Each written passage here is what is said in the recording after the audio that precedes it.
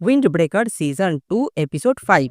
तो एपिसोड के शुरुआत में हम साकुरा को एक रस्सी पर खड़ा देखते हैं, जिस पर वो धीरे धीरे आगे बढ़ रहा था। साकुरा हमेशा अपने रास्ते पर अकेला ही चला है, उसके साथ और कोई नहीं है। अगर वो यहाँ से गिरा तो सब खत्म हो जाएगा, तो चाहे जो भी हो जाए साकुरा यहाँ से नीचे नहीं गिर सकता, क्योंकि उसे बचाने कोई नहीं आएगा। और इसीलिए साकुरा हमेशा टेंशन में रहता है कि वो यहाँ से गिर ना जाए। इंसानों की जिंदगी आसान नहीं होती है, उसे हमेशा बड़े लोगों ने यही सिखाया है। तो जब भी साकुरा के साथ कुछ बुरा होता है तो उसे लगता था कि ये उसकी जिंदगी का ही एक हिस्सा है, लेकिन ऐसा नहीं था। उसके पास और भी रास्ते हैं जिनमें कोई टेंशन या परेशानी नहीं है, जहाँ उसे गिरने की डर नहीं होगी, जहाँ पर वो आराम से खड़ा हो सकता है। इसके बाद साकुरा अपनी क्लास की तरफ बढ़ने लगता है, जहाँ नीरज सोच रहा था कि साकुरा आज स्कूल पर आएगा कि नहीं। तभी टाइगा कहता है कि अगर आज वो नहीं आया तो वो उससे मिलने चला जाएगा और वो साकुरा को एक प्रोटीन पाउडर भी गिफ्ट में देगा। तभी साकुरा यहाँ पर आ जाता है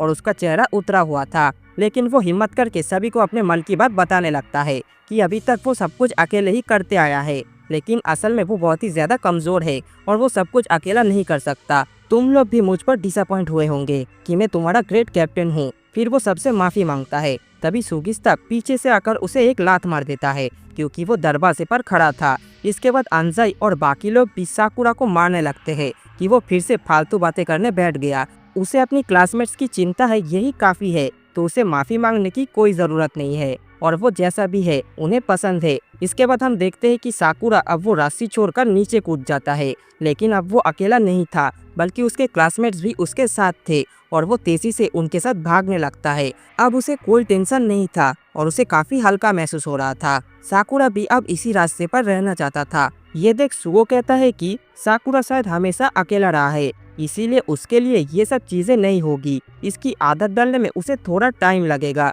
इसके बाद अंजाई कहता है कि आज वो सब साकुरा के साथ बाहर लंच करने जाएंगे। जो सुन सभी लोग बताने लगते हैं कि उन्हें क्या खाना है, जिस पर अंजाई कहता है कि साकुरा को डिसाइड करने दो कि उसे क्या खाना है और बाकी सब भी वही खाएंगे। इस पर साकुरा कहता है कि उसे राइस ऑमलेट बहुत पसंद है। तभी सुओ देखता है कि नीरे आज थोड़ा सा चुपचाप है और उसने साकुरा को कुछ कहा भी नहीं। इस पर नीरे कहता है कि ऐसी कोई बात नहीं है और वो खुश है कि साकुरा को अब अच्छा फील हो रहा है। इसके बाद सभी लोग कोतोआ के कैफे में चले जाते हैं, लेकिन कोतोआ इन सबको देखकर गुस्सा हो जाती है, क्योंकि अब उसे सबके लिए ऑमलेट राइस बनाना पड़ेगा और ये कोई ढाबा नहीं बल्कि एक कैफे है। साकुरा अब कोतोआ से कहता है कि वो उसकी बर्तन बाद में लौटा देगा जिसमें वो उसके लिए खाना बनाकर लाई थी। सभी लोग अब राइस खाने लगते हैं और डिसाइड करते हैं कि उन्हें भी अपनी अंदर की डर के बारे में बात करनी चाहिए, जिससे साकुरा को अच्छा लगेगा। एक लड़का बोलता है कि उसे कीड़ों से डर लगता है।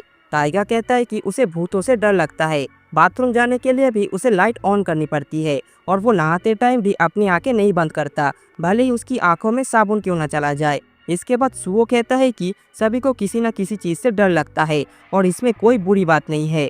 अब सभी लोग सुओ से उसके डर के बारे में पूछने लगते हैं, तो सुओ कहता है कि उसे किसी भी चीज से डर नहीं लगता।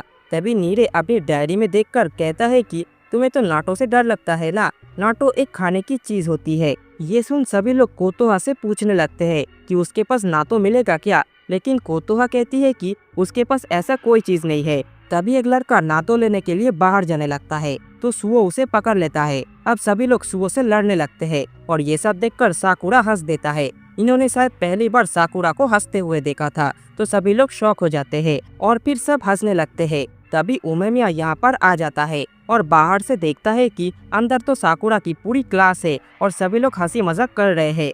फिर वो भी अंदर जाने लगता है, तो हिरागी उसे रोक लेता है कि उनकी मजे में अपनी टांग मत अड़ाओ और उन्हें एंजॉय करने दो। साकुरा देख लेता है कि बाहर उमेमिया और हिरागी है। हिरागी उमेमिया को पकड़कर यहाँ से ले जाता है और उनके पीछे साकुरा को एक लड़की भी दिखाई देती है। अब कुछ दिनों बाद ये सभी लोग स्कूल के छत पर होते हैं और देखते हैं कि उमेमिया ने जो पौधे लगाए थे वो बड़े होने लगे थे। पता नहीं क्यों उमेमिया ने आज बोफुरिन के सभी मेंबर्स को यहाँ पर बुलाया था। इस पर हिरागी कहता है कि कुछ खास नहीं है। उमेमिया हर कुछ टाइम में ऐसी मीटिंग बुलाता रहता है ताकि सभी लोग एक दूसरे को अच्छे से जान सके, और उसने सभी क्लास के लड़के को बुलाया था और वो सबको ये भी दिखाना चाहता था कि उसके लगाए पौधे कितने बड़े हो गए हैं।